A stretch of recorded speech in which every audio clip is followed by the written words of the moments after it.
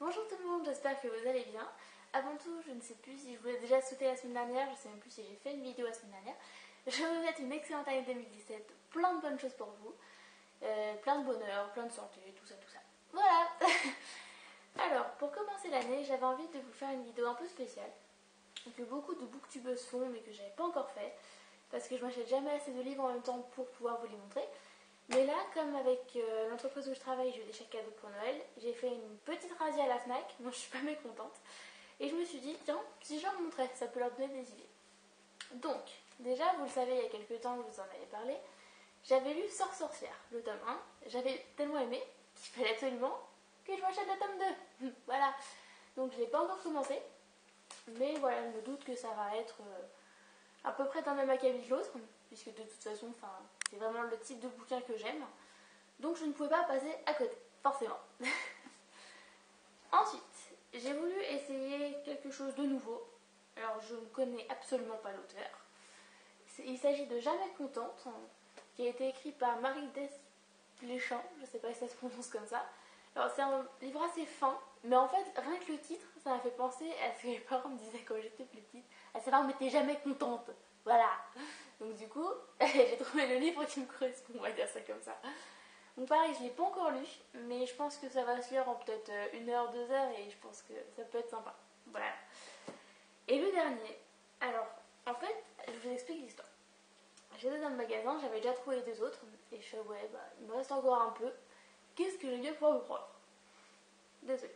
Et là, j'ai une amie qui travaille à la FNAC qui m'a dit, écoute, il y a ces deux-là qui peuvent être pas mal, mais celui-là, j'aimerais bien que tu me dises ce que t'en penses, parce que il a l'air pas mal.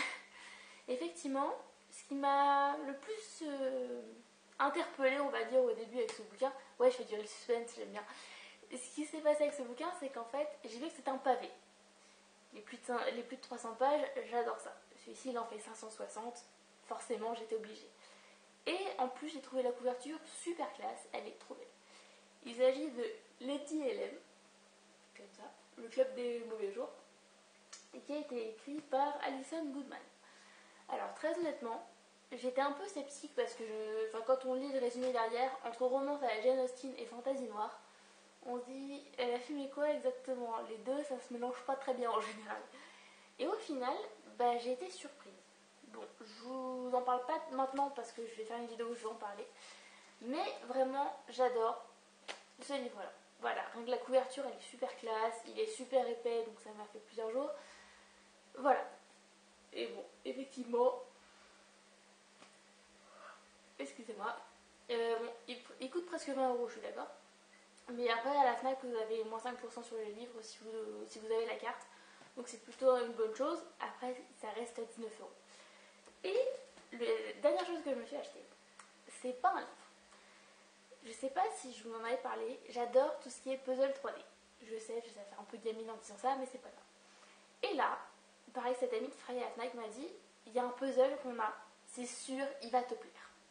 Bon alors, je vais essayer de l'attraper, parce que j'ai un peu commencé à détailler les pièces.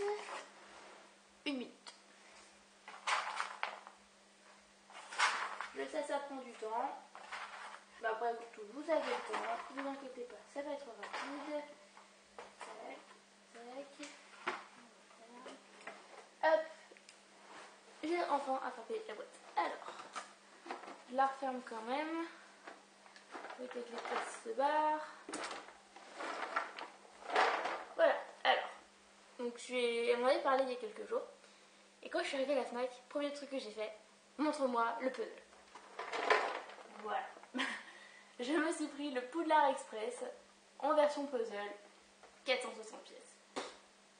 Alors, comment vous dire? Quand j'ai vu la taille de la boîte, je me suis dit, je vais m'amuser.